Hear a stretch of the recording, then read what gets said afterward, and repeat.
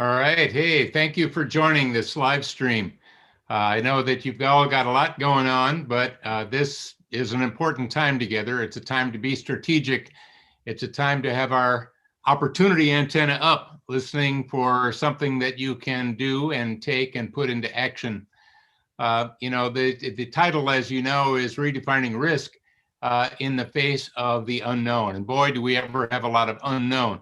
Uncertainty has never been at a higher level than it is right now. And of course, this group that I'm talking to, this is a global group. We're from all over the world. In the US, we know from a pandemic standpoint, the numbers are going up. That's not good. Europe has got the same problem. Other parts of the world, we have the same kind of issues. We're not sure what's going to happen with the seasonal changes, unknown. And will we have vaccines? We have approved in the US, we have a newly approved treatment for certain levels. That's, of course, unfortunately very expensive, but at least there's a approved treatment.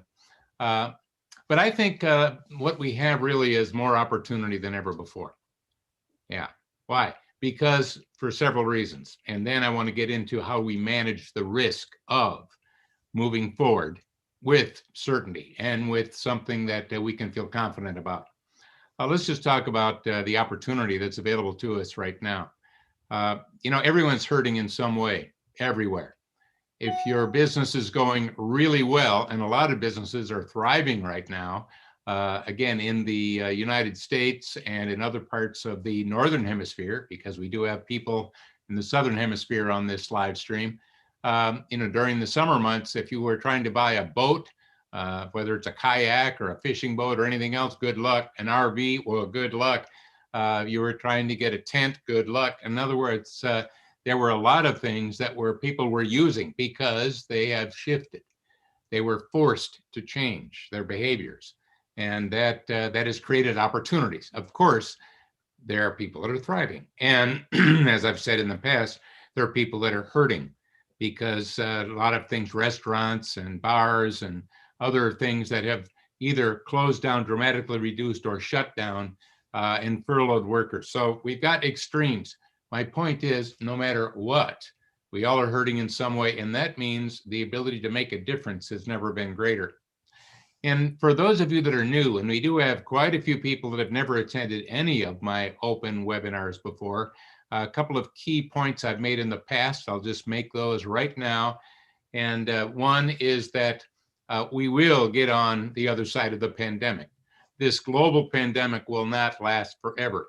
Now, the virus itself will be with humans in way into the future.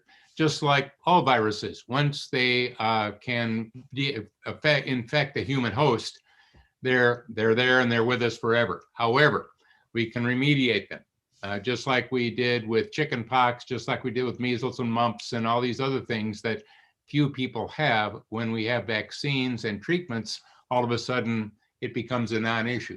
At some point, we'll get this to a non-issue. But in the meantime, let me report to you that we will get to the other side of the pandemic sooner than you probably think. There's some ways to do it without a vaccine. Let me just talk about that a minute. I'm working with a startup, for example, out in California that's developing a 4-minute results-based COVID test. Boy, if you can get results in 4 minutes and it's easy to administer and you can get the results that fast, that changes the game. That's game changing. You could now go check people before going to a restaurant or before going to a sporting event or before going on a plane and know if they are infected or not, better than a temperature. Wow, that would be big. And I think we'll see some things like that coming out soon. So there's a lot of reasons to know we'll get on the other side of the pandemic. So one of the things I talked about is, what will you be remembered for on the other side of the pandemic? And that, of course, means you should be thinking about that and doing something about that now. Post-pandemic success will be determined by what you do now, not post-pandemic. Another theme of some of my past webinars that I won't get into so much now, but I wanted to, again, for those of you that weren't in attendance, cover a few of those things. Another one is we're at a defining moment in human history right now, a defining moment for us personally and organizationally. The key is, will we squander that time. And of course, that is going to be up to you, whether you'll squander it. I don't want you to. That's why another theme of another one of my open webinars was shifting from success to significance.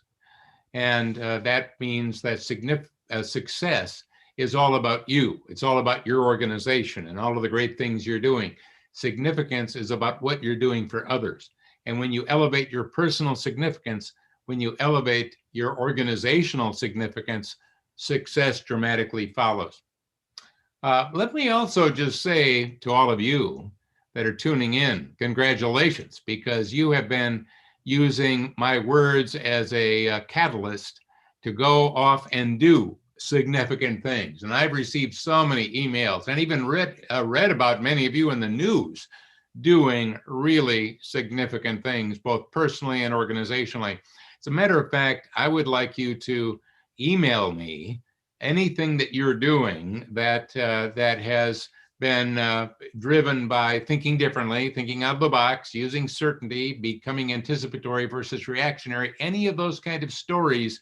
I would love to start collecting from all of you, because I'd like to put it together into an article that I publish. And you know, I've got millions of readers on a monthly level. I would love to get you highlighted in what you've been doing. So please share those as you have done them. And congratulations on that. Before getting into our topic, one last thing, and that is for those, again, that have not been in or couldn't attend all of my other ones, if you go to the website, or my website, burrus.com/hope, you can find all of the recordings of the previous webinars and some other resources that you can tap into. So burrus.com/hope.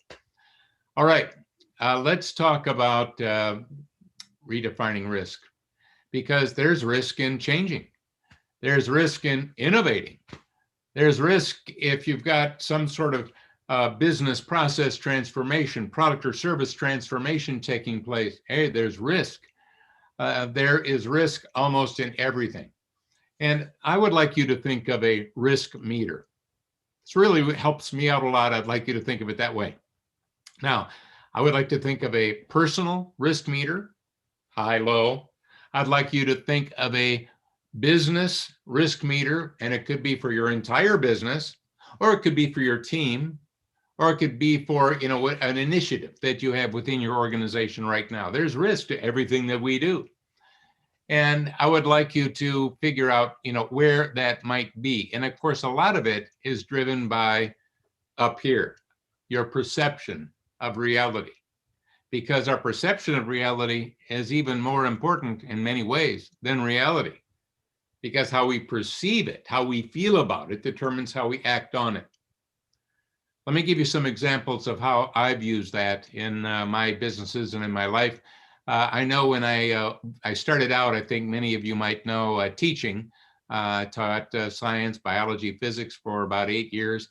And when I had my first business that I wanted to start, I decided to leave teaching. And I was doing well at teaching. I had got an Educator of the Year award my first year. I was doing really well. I was successful. I was even doing significant things as a teacher. But I had this business idea, and I wanted to pursue it. And I had risk. Why? I never had a business course. I didn't know about business. I knew about teaching. I knew about educating. That's what I was put on the planet to do. That's why I'm doing these live streams and open webinars, and why I write books. That's what I was meant to do. But I had this idea for a business, and I just wanted to pursue it. So I had the risk, which was high, of starting a business and leaving something successful. But that relates to fear, doesn't it? Risk is tied to emotion. Now, there's a numbers side to risk. You can look at it financially, all right, especially if it's a business risk, or if it's an investment risk in the stock market or something like that, or you're investing in a new startup or something. But there's also always an emotional side to risk. And when I was going from starting education, where I was successful and significant, I would like to think, going to business, high risk. But here's the fear. What was the fear? Failure. I had the fear of failure. And the fear of failure, boy, that was high. That was likely because most businesses fail. But I decided to open up the idea of fear, and I started realizing, hey, I got a lot more fears than that. Why don't I lay all my fears out on the table and see what all these fears are? Because we have more than one fear. We usually just think of one, the big one, but there's some others. And I laid them out there, and there was another fear that was far bigger than the fear of failure. It was the fear of regret. Now, that may not be the case for you, but I'm telling you, this is what I did. This is what was happening in me. I didn't want to be toward the end of my time on planet Earth, the end of my life, and having regrets that I didn't try. To me, that regret and having those regrets, that was bigger than the fear of failure. After all, and you can't go back when you're at that end stage and do things that you can do in an earlier stage, at a younger phase, or at a middle phase, or whatever phase you might be in now. So for me, the fear of regret was higher than the fear of failure, and that allowed me to go forward because it changed the risk.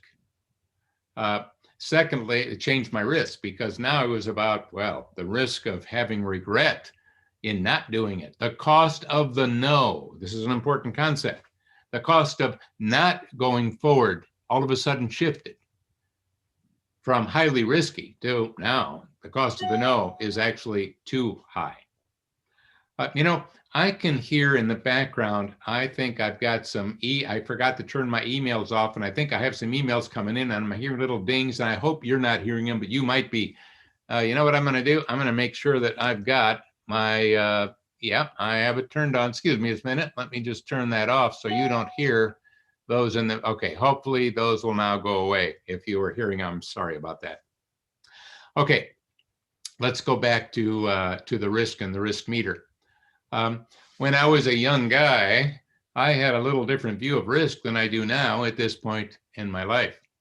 Again, using another risk meter. I actually taught myself how to hang glide. I actually bought a kit and built a hang glider myself. I mean, I'm building an airplane basically that I've never done before. And I'm learning how to hang glide by reading about it and studying. Now, obviously, the risk is high. And that was when I was in my 20s. Now, if I really think about it, in my current state of my life, I would say, I don't know, that risk meter is way too high. I don't think I'm going to do that. But when I was young, I think all of our risk meters are adjusted at different phases of our life to a different level. All right. Someone who's 90 might be looking at the same thing as somebody who's 20 and have a total different risk meter setup. In this case, teaching yourself how to hang glide and jumping off a big bluff is, hey, that's pretty risky even when you're young. But what I did to mitigate that risk is, of course, I studied, I researched it. I made sure that I built that thing properly. I made sure that everything was done correctly with building the hang glider. And then secondly, to lower the risk, I didn't start by jumping off a cliff. I started by looking at where are there some smaller hills. And there were some smaller hills. So when the wind was blowing up the hill, giving me lift, I could test the hang glider and see if I could fly the thing and the fall down wouldn't be so steep. Now, again, it wouldn't be great, but it'd be a lot better than falling off the edge of a cliff. So I lowered my risk by not starting by jumping off a cliff, but by finding a nice, gentle, sloping down hill with some upward so that I would only be maybe 15, 20 feet off the ground at any point in time. Again, you could still get hurt doing that, but probably, again, in my youth, I was thinking, it wouldn't be that bad. And then, of course, I got gradually bigger hills until I could do something more like you would imagine a hang glider doing. In other words, what was I doing? Managing the risk. I was taking something that was highly risky, even as I'm young, and lowering the risk down to something that I could deal with. Now, my point there for you now, personally, as you manage your risk, and organizationally, as you manage your risk is, do you know how to adjust the risk meter? can you take something that might be perceived as highly risky and bring it down? By the way, one more comment of starting businesses and doing things I did when I was younger, and that is whenever you're asked your parents, both my parents are no longer on the planet, but when they were, they always thought what I was about to do was crazy. You're leaving education to start a business? You're going to build your own hang glider? Whatever I did. By the way, I raced unlimited class hydroplanes. You're racing hydroplanes? Whenever I did things like that, whenever my parents would say, that's crazy, that let me know I was onto something good. Because they were parents. Of course, their risk meter for their kids would be very different than their kids' risk meter for themselves. All right? As a matter of fact, in starting a business, what I thought to myself is, if they didn't think it was crazy, it wasn't a good enough business idea. It was way too conservative, not radical enough. Probably at its best, it would only grow a little bit and there would be a lot of competition. Now, again, I always did my homework, lowering the risk meter. So while others might have thought all of the 6 companies that I started, which all were very innovative, they might have said high risk. The reality is I dial the risk meter down by doing my homework, by doing the research. That's where my anticipatory organization learning system comes in so handy. And that is dialing and shifting uncertainty to certainty. Remember, strategy based on uncertainty has super high risk, and we've never had more uncertainty than we have today. On the other end, strategy, whether it's personal strategy or business strategy based on certainty, has low risk and high reward. That's why I want to adjust and find, where is my feeling of risk right now? And then how do I dial it down to a low enough level that actually I've eliminated as much of the risk as I possibly can? And in many cases, the risk of not doing it at some point, as you dial it down, the risk of not doing it becomes far greater than the risk of doing it, allowing you to move forward with the certainty that comes from, or with the confidence that comes from certainty. By the way, before going any further, let me remind you, I'm going to give you a lot of time for questions. And I'm encouraging all of you to start typing in questions at the bottom or make some notes. Now you'll be able to type them in the bottom, and Jennifer will read them to me in a little while when I get into that part. And I personally think we all benefit greatly from the question and answers. Secondly, we will allow you to raise your hand by pushing a button at the bottom when we get into Q&A. And I can see and hear, or at least hear you ask me the question with everybody else hearing you, which I also love hearing your voice. And we're going to definitely have some good time for question and answer. So be thinking about those. I really want to encourage that. By the way, there have been people that have asked questions in these sessions, and other people listening, that is part of this community that we are creating right now together, that have had ideas for them and contacted them outside of this and helped them tremendously. Because we're all brothers and sisters on the planet together right now. I may not have personally met you, but you're part of the family, the anticipatory family right now, that would like to not just react, crisis manage, put out fires, and have a wait and see attitude, by the way, which has high risk. But you've seen that I would like to anticipate problems before they happen, so that I can pre-solve them and not have them in the first place. I want to be able to see the disruptions coming so that I can turn that into opportunity. So again, I'm encouraging you, take advantage of the question and answer. Let's just talk about a statement that I made earlier about there's never been more opportunity. Now, those of you that have been in my anticipatory organization learning system, you're probably already attending my deep dives, which I think I have one coming up this Tuesday. And you have to be in the system to be able to do that. And I have different subjects. And of course, in the system, I talk about the exponential growth of technological change and how it's been accelerated. I've got a new report coming out soon that we'll let you all know about. But I'll give you a little hint about it right now. And that is, there's a COVID acceleration that has gone far beyond exponential. I want you to hear this. There's a COVID acceleration that has happened that's been profound and huge, creating amazing opportunity that most of us aren't seeing. And of course, I'm here to make opportunities that seem to be visible to you. Let me give you some examples. Already, technology-driven hard trends that I've been reporting on for decades have been accelerating at an exponential rate. By the way, that's not slowing down. That's continuing to grow. But what's happened since March and COVID acceleration? Let's take a few as examples. E-commerce. Since March, e-commerce has been accelerated beyond exponential by 10 years in 5 short months. We accelerated by 10 years in 5 months.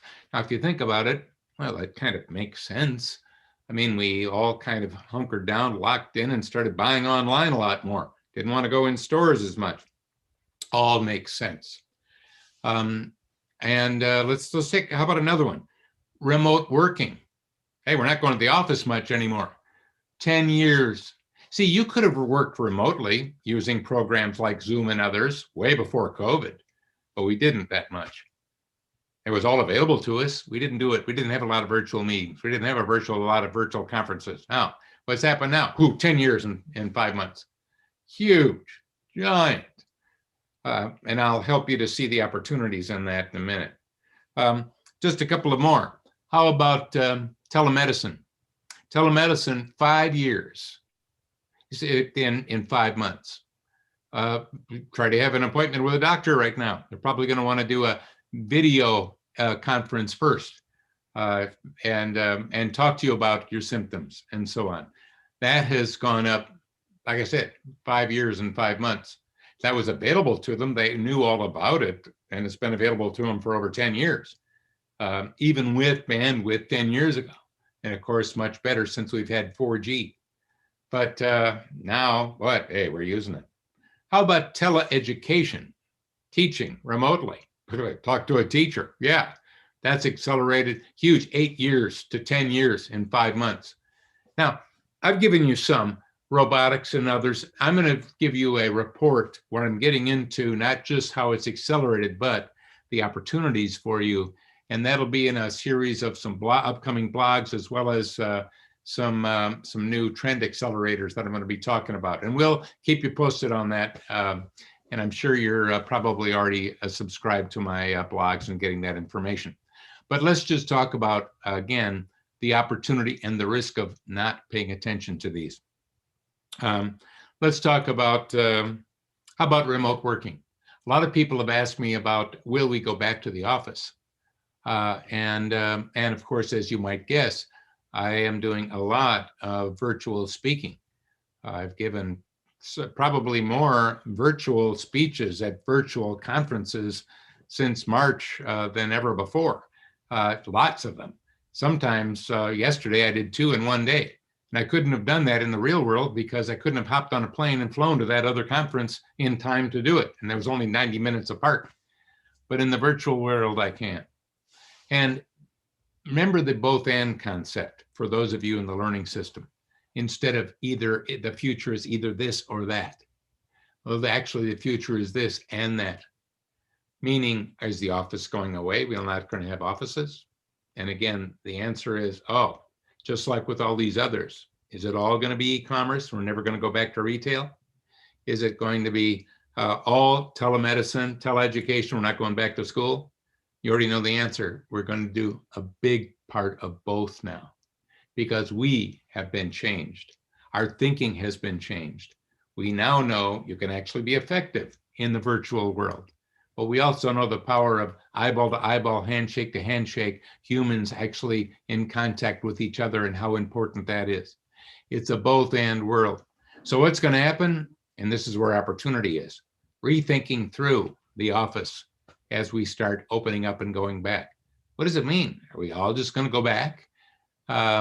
Should some of us go back and others not go back? And when we go back, are we just going to be in our cubicles doing what we did before? Or should we go back and use the office in a completely new, redefined, elevated, significant way? Obviously, I think we should be doing that. Maybe we're going back to the office and using the office for what it is meant to be. And that is a place where we can do higher level collaboration, where we can do higher levels of brainstorming and creativity and innovation, and using what I refer to as the skip it principle, or opposites work better, and all of those other nice strategies I've been teaching you on how to be more innovative and creative. So I think we're going to be using the office and redesigning the office, not because of just COVID and potential COVID, because we will get to pre-pandemic. We're going to look at it and work with it far different. But the same thing would be true, and there's opportunity in this, rethinking through online teaching. Obviously, we'd like to have those kids back in school so that parents are free to have some time to either work that second job and so on and so forth. But what are we learning from this? We're learning that there is such a thing as remote education. Again, you could do it before, but schools weren't doing it. There is something called master educators. By the way, how do we know who the master best educators are? Other educators. They all know who the best ones are. In every school district, they know. In every school, they know. They know who the ones that are amazing are. And they, of course, the master educators, those that just have this gift, this amazing, profound gift, where all the students they can just do things and help people learn so well. Maybe they should be beaming in virtually to every classroom when we have physical, tangible classrooms. They should be beaming in, starting out the lesson, and having the teacher then, who is really good, facilitate the learning that master teacher who beamed in, not to just one classroom, but perhaps 20, perhaps 200, perhaps 2,000 that morning. So if we're going to be teaching weather, or we're teaching how to write, or we're teaching you whatever subject it might be, maybe the master comes in to start that lesson and giving you that option. By the way, would a teacher have to use that? No, wouldn't have to. But what I want some options. I want some really good options, because what do I want to do? I want to elevate what's happening in the classroom and really provide something profound for those students. And by the way, as a former teacher in a classroom, I can tell you, you know what? If standing on my head would make them learn better, I better learn how to stand on my head, because it's all about elevating learning and comprehension. I think we can do that. There's unbelievable new tools for that. And now we've got a both and some of us might want to start thinking about those opportunities. Just like with cloud services, robotics, all these other things, major new opportunities. So let's go back to risk and the unknown. And faced with the unknown, big lists of things I am not certain about, that I don't know, don't empower me. All it does is keep me confused, keep me stuck in the present and afraid to move forward on an emotional level. That's why I love doing the opposite. That's why I love creating lists of things I do know instead of lists of things I don't know, things I am certain about instead of things that I'm uncertain about. For example, restaurants are hurting, taverns are hurting. Some of them during the winter months in the Northern Hemisphere are probably going to struggle quite a bit with the pandemic still giving us the problems that we have right now and trying to do separation, because they have to have a certain number of people in there eating in order to do well. By the way, there's a solution for that. What's the solution? Well, e-commerce has gone up huge. We need to have a both and approach. I need to be able to serve people with meals and have it delivered to them, as well as allow them to come in and have that meal. The mistake that a lot of great restaurants are doing, in high-end restaurants that are trying to do the both and concept, is they dumb down the customer experience for the high-end meals and for that high-end restaurant. It comes packaged like a low-end restaurant, not giving them a high-end experience. What I want to do is, if I have a high-end restaurant chain, or what I want to do is give those people that are ordering the high-end experience when they get there. And maybe there's even a reward for them to return some of those things to me so that I can wash them and clean them and so on, and then send them back out for the next person that orders the high-end experience. There may be a way to do that from a packaging standpoint. I mean, let's be creative. There's also something that I talked about when I spoke to the National Restaurateurs Association several years ago at a giant conference in Chicago, and that is ghost restaurants and ghost kitchens, where you have kitchens that have the chefs making all the food, and then they are sent then to the restaurant, so the restaurant doesn't have a kitchen. By the way, that's using one of my principles I teach, the skip it principle. What's your big problem? Well, I got to have staff. I have to have all this expensive gear in my kitchen, which is an essential part of my restaurant. Is it? Is that a problem you could skip? Yeah. Maybe I don't need a kitchen at all.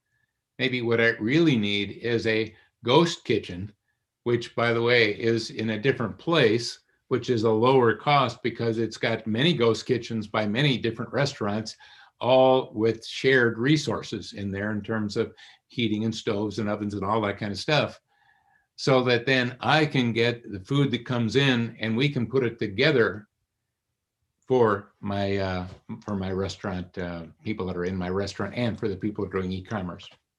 Now, again, I've spent some time on restaurants. Let's take a look at bars and taverns and restaurants that are having to close.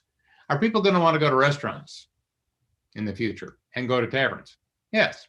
They may not be owned by the same person. In other words, a lot of people think those kind of services are going away. No, they're not going away. They're still going to have bars and restaurants and everything else. The key is who's going to own them. So for those of you that know restaurant owners and bar owners and others that are struggling right now, the key is they can write it down and out and close, or they can redefine and reinvent themselves with the certainty that people are human and they're going to want to do those things. And that means we have to look at our situation differently. We have to redefine and reinvent the customer experience. In the virtual world, if we're closed down, which can be done, you don't think it can? That's your block. That's our mental, you thinking you can't, you've already said you can't. Someone asked me, let me share this with you, it's kind of fun. I was at a meeting a couple of years ago out in Boston where it was an outstanding real estate company, one of the best. And they had all of their key people in this room. And my good friend of mine who was running the meeting and probably the global guru for all the real estate, same as Bob Boland, good friend of mine, he asked me for all of them, he said, because all of them love to read and love to learn, and I love people that love to read and love to learn. And he said, what's the most important book you've ever read? And I gave them all an answer I'm sure they didn't expect. The answer was The Little Engine That Could. By the way, that's a children's book. I read it when I was a little kid. The reason I like The Little Engine That Could, and for those of you in other parts of the world that might not have had an exposure to that global best-selling book from long ago, is The Little Engine That Could is all about you think you can, you think you can, you think you can, getting to a point where you know you can, and you go up the hill and you finally can make it over. You see, if you don't think you can, you won't try. If you don't know you can, you will not bust through the barriers that has faced me and faced everybody as they go through their life. And it's coming up with the new way to do it. Have you ever seen a high jump in track? Somebody doing a high jump, that's where there's two poles and a bar and the person goes over the top. Well, for decades and decades, everyone took that high jump and went over with their stomach down. That's how they went over the bar. That's how all the Olympians do it. That's how they did it. That's how they all did it. And they could only go so far until, I can't think of the person's name right now, I'm sorry, but it was quite a few decades ago, someone did something different. They did an opposite, by the way, using one of my principles. They went over the bar with their stomach up. They went over the bar with their back down. And it turned out you could do that jump higher than anyone else, with a bar higher than going front down. It doesn't make sense? Yeah. Well, things that don't make sense sometimes work better. Opposites work better. Unbelievably true. Again, going with barriers. Long ago, no one could run faster than a 4-minute mile. No one could do a 4-minute mile. And all the Olympians, everybody tried as hard as they could, They just couldn't do the 4-minute mile. It was impossible. Until one year, someone beat and ran faster than 4 minutes. That same year, over a dozen people were able to go faster than 4-minute miles. Why? All of a sudden, we realized we could. See, it's our mental barriers. Let me share one personally from me. I remember when I was a kid, my dad didn't go to professional baseball games, but I was playing in something called Little League. So I was a little kid playing Little League, and I was good. I was playing pretty good. And, I could throw the ball pretty far and I could bat pretty good, but I'd never been to a professional game. So one of the neighbors took us to a regular game, a real sporting game. And when I saw professional baseball, I couldn't believe how far they could throw the ball. Whoa, I didn't know you could throw the ball. Wow, look at how far they could throw that ball. I mean, I was seeing it live. And what I did is I looked at what they were doing to throw the ball that far, how they were running up to it, how they did it, what they did with their arms, what they did with their legs. But I didn't know that was even possible. When I got back home, I did what they did. And I threw the ball 3 times farther than I ever threw it in my life. See, I didn't know I could. I had a mental barrier, and I also didn't have a system. So it's thinking you can, and then knowing you can, and then looking at how are others doing it once you realize it's even possible. So to overcome risk, one of the things we have to deal with is our mindset. That's why I love the idea, and it's so powerful, of taking all trends and mixing them into hard trends versus soft trends. And again, hard trends gives you the certainty and the confidence to move forward. They will happen for sure. You can guarantee it. That's how you can find problems that are going to happen before they happen and pre-solve them. That's how you can see disruptions before they disrupt, giving you the choice to be the disruptor. Because you're either going to be the disruptor or the disrupted. Just like you're either going to be more relevant or less relevant. There is no in between. See, you can only coast downhill. Coasting isn't an option. Waiting and seeing isn't an option. You need to be able to move forward, and you need to be able to blow away the fog to the mountain of opportunity. Let me just share that metaphor with you a minute. I have some young neighbor kids as they grew up, and I did a lot of backpacking, mountain climbing throughout my life, and I was always encouraging them. I've been in almost every national park in the U.S. over the years, and one of my favorites is Glacier National Park in Montana. For those of you around the world, I'm sure you have your favorite places and parks, and I love mountains. And anyway, I was encouraging them when they got old enough, they have to go to Glacier and climb some mountains. They would just love it. And when they got old enough, I remember a couple of them went out to Glacier and they got back and said, yeah, I couldn't see any mountains. What do you mean you can't see any mountains? I said, yeah, there was a lot of fog when we were there, and there was some smoke from a nearby fire. You couldn't see any mountains.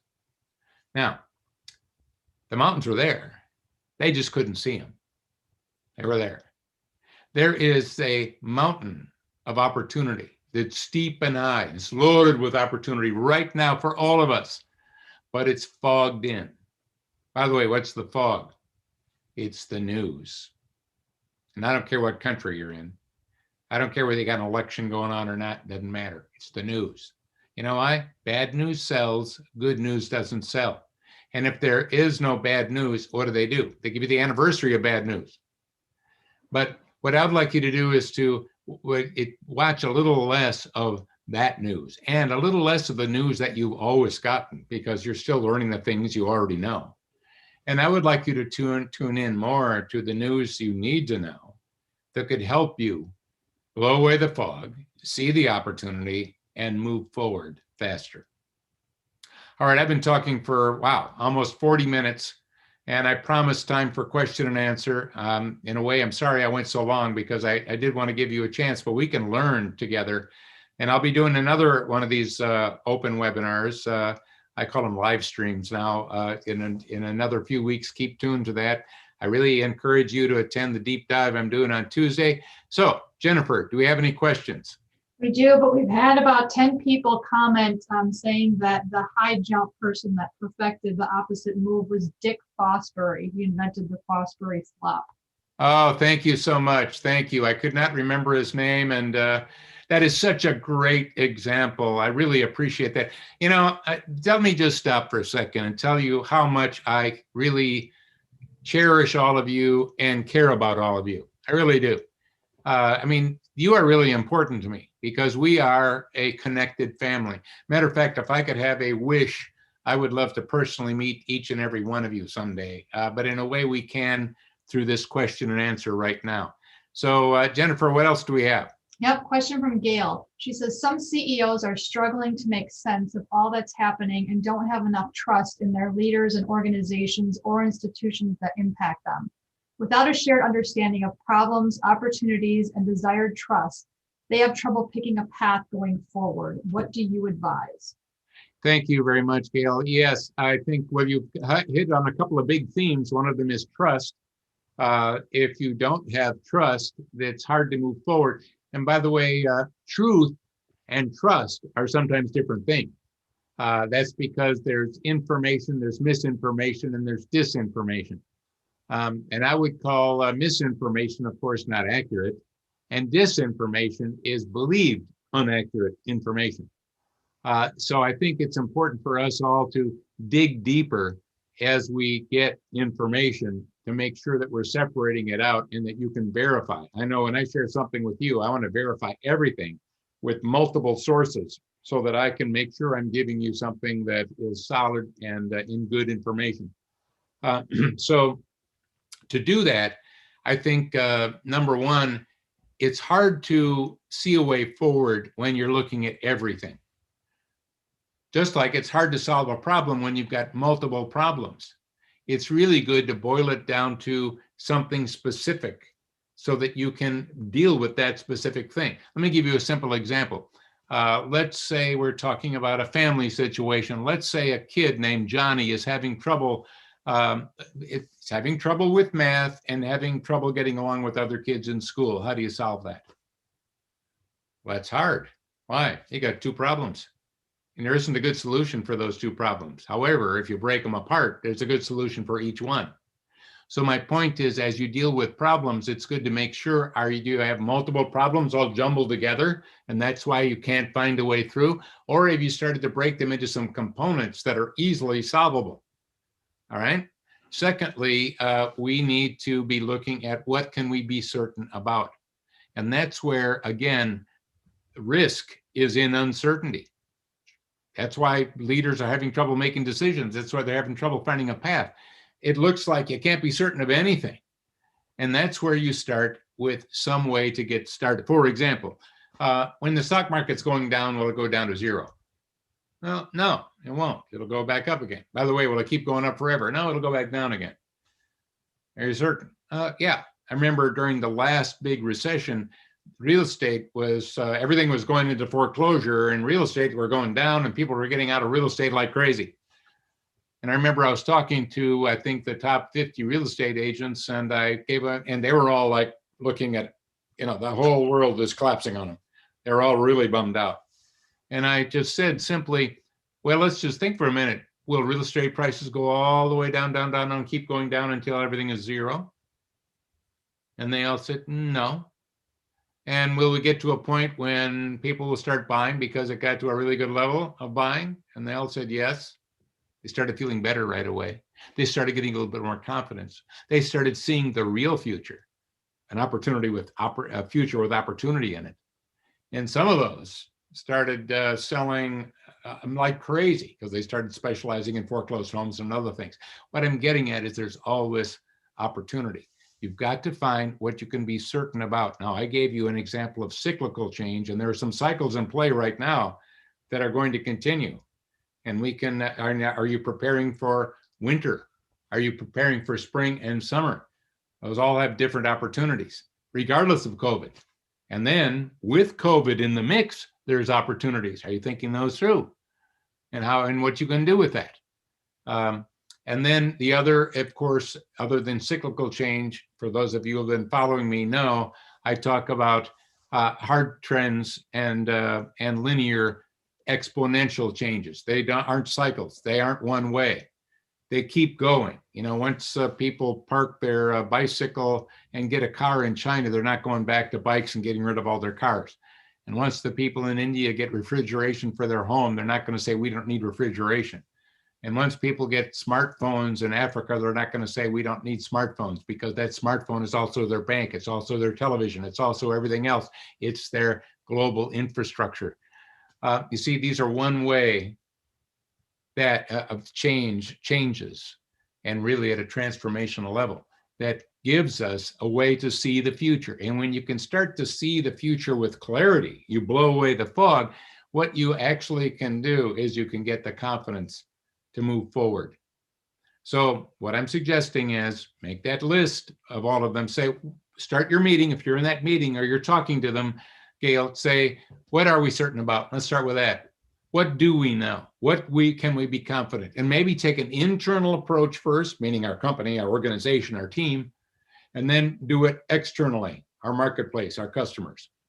Look for the hard trends and tie an opportunity to it. Look for the soft trends and tie, remember, those are based on assumptions, and tie an opportunity to influence it in a positive direction. And those leaders will be able to move forward. All right, it's a long answer, a lot of components to it, but I think it was a fundamental and important one you asked. How about another one? Okay, question from Russell. With both Apple and Google enforcing a 30% fee on all revenue generated through their app stores, do you foresee a new app store becoming a serious competitor arising out of the lawsuit between Fortnite and Apple? Well, there is always opportunities to create something else. For example, even in terms of putting apps to the side, look at Google as a search engine. It looks like it's impossible to compete with Google in search. It just looks like it's impossible. Yet the reality is the way they do search, meaning it gives you a list, there may be 2,000, 3,000 things on that list. And maybe what you really want is number 78. That's what you're really looking for. But you got to scroll down to number 78 to get it, which you'll never do.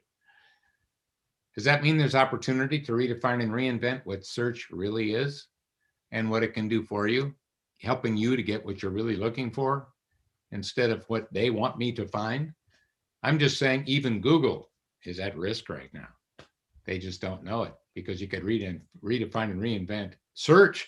Could you do that then with a app website? Absolutely, without question. But we'll still have a Apple site.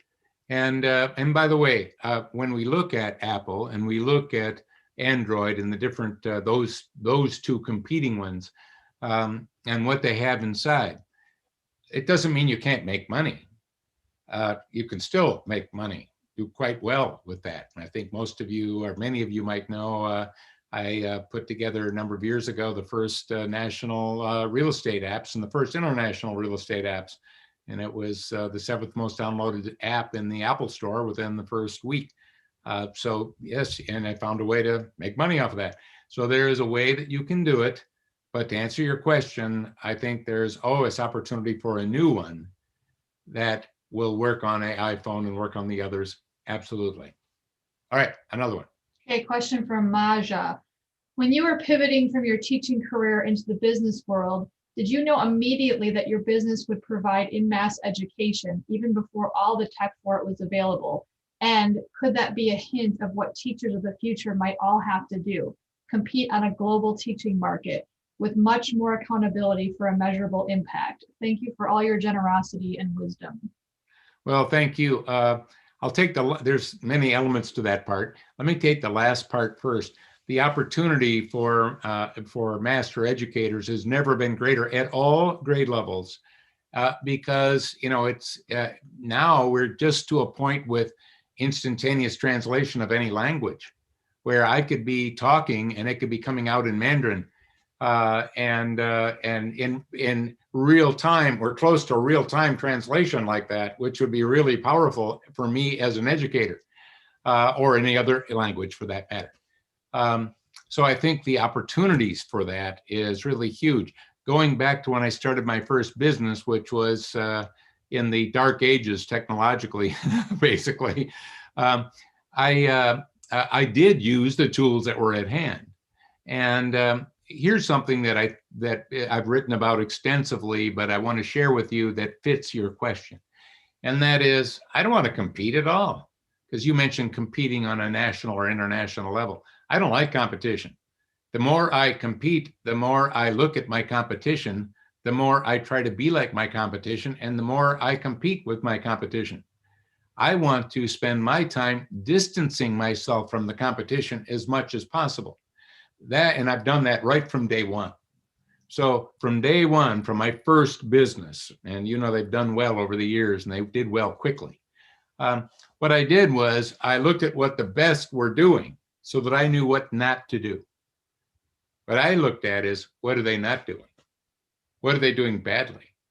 And took a look at what they were doing really well. And instead of benchmarking, which is, by the way, what that is you look at what the best of the best are doing, and then you copy that so you can benchmark the best. The trouble is the best keep moving on, and now you're still behind them, no matter how agile you are. That's why you need to be anticipatory. So what I always do is benchmark the future. Where are they going based on their trajectory? And then I'll start here so that I become the competition instead of competing with the competition. So if I am a giant chain, maybe a Walmart or in the United States or whatever your giant retail chain is, whether it's virtual or not, or whether I'm Amazon, how do I compete with them? Look at what they do well and don't do that. Do what they don't do well, and you can win. You can do really well. Let me give you a real quick example. Because several years ago, I was meeting with Kohl's. Now, Kohl's is a retail national department store chain, and they can compete and do well with their unique mix of products. But of course, they were having trouble with Amazon and online orders hurting them, just like all other retailers.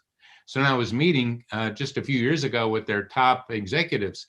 I brought up some of my concepts with them, of course, and I said opposites work better. Instead of seeing Amazon as a threat, maybe they're a strategic partner because opposites can work better. Another principle that I teach.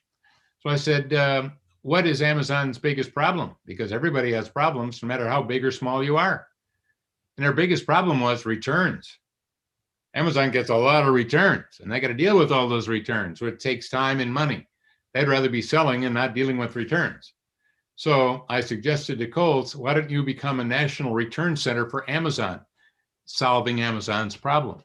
And you got now foot traffic, which is your problem, getting new people coming in and discovering Kohl's so that they can get into your store. And they're coming into your store to return something from Amazon, but what are they noticing? Well, they're now in your store. They can see what's in your store. They can see the great products that you have and the unique mixes that you have. And by the way, while they're in line to return something, you can give them a really great offer that's better than what they can find quickly on their phone online. And that has helped Kohl's quite extensively.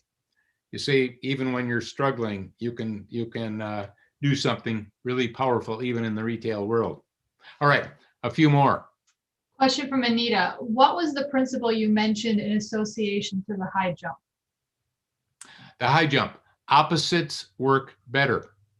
That's one of 28 lessons that I have in my learning system. And if you haven't picked up any of my books, Flash Foresight or Anticipatory Organization, I urge you to do that. Opposites work better. If you look in the opposite direction that everyone else is doing, if you look at how people are doing something, if you look in the exact opposite direction, and I do this all the time, you can see unbelievable answers and opportunities. So again, the opposite was, instead of jumping over that bar stomach down, you jump over the bar stomach up. It's an opposite. Worked unbelievably well. All right, another one. Question from Marcia about the percentage of your speaking engagements. You mentioned conferences, events at companies and summits that they pivoted to virtual. What percentage got stuck and canceled? Almost, there's a few that haven't got back to yet, that have decided to wait till 2021. But here's what I've been doing, because I was, thankfully, in my 37 years of speaking and consulting, the business has been amazing, and I've always had great business. But since March, wow, it's been up like 40%. Crazy. Why? Now I don't have to spend time on airplanes. But here's the thing. I've been creating those dates, because what I've been looking at is meeting planners, whether it's a giant multi-day conference, including an expo, or whatever they were planning on doing, they were all going to wait until later. In March and April, they were going to wait until summer. Then in summer, they were going to wait till fall. Then in fall, they were going to wait till 2021. But here's what I did. I got in touch with them all, and I said, the people that were going to attend your meeting are hurting more now than ever before. And you're going to wait 6 months, 8 months, a year to help them? How is that serving them? They're in need. Is that going to really serve you well? Or should you help them now, virtually? And they would say, well, you don't know how to run a virtual conference. How could we do that? How could we get attendees? We charge people to attend. How could we do it? Well, I started helping them how to think through how to do it. And I did not charge them for that. Why? Because I practice what I preach. I was being significant. As a matter of fact, I didn't even start by saying, you need to have me as the speaker. I started by saying, your people need you, and they need you doing that conference more now. Frankly, I don't care whether you're bringing me in or not. I'm there to help you see the opportunity for you. And I helped them to see how they could actually get more people attending virtually than they could physically, how they could have virtual exhibitors in there instead of just for the couple of days of the conference, for a week or more in a virtual way, how they could actually charge for attendance and make more money because you get more people in attendance, because now they didn't have to travel, they didn't have the hotel fees. And by the way, just using the both and principle that I like to teach, when this whole thing is over, meaning the pandemic, and we start having a lot of physical, tangible meetings again, which we will always now, going forward, both and, we will have a strong virtual component, because we've now, every one of those clients has learned it can do better. We can have a bigger meeting. We can have more people in attendance. We can impact them, but we have to think it through, and we have to make the experience really powerful. And it has worked really well. And the few holdouts that I've got for 2021, I'm getting calls for them. I got to get them to do it now, because their people need them now. You see what I'm doing? Opposites work better. You're going to wait till 2021? No, you need to do the opposite. You need to have that meeting now. Instead of success, Dan Burrus' success, no, it's about significance. What can I do for you? So I was there offering them guidance and help, whether they book me or not. Now, luckily, a lot of them booked me. Well, actually, all of them booked me, but that wasn't my goal. My goal was to help them come up with a way to move forward when they were stuck. That's what we need to do together. Excuse me. We're nearing the top of the hour, and I know that there's some others that probably have questions. And what I will do is I'll take a look at the questions that were in chat and try to get back to you with some answers. It may take a little while for me to do that, because my demand for me is very high, but I also care about you, and I'll try to get back to you on some of those questions. In the meantime, we'll do this again coming up. And remember, this is about the risk meter. Where is your risk on different things? And then remember, you have the control. You can change. You can dial that risk meter down by using certainty, by using hard trends, by looking at and using some of the principles I teach, like opposites work better. We can shape the future. We can make it better. We can be more significant, and we can be more relevant. And let's not wait. Hey, let's do it now. Thank you, my friends. Stay healthy.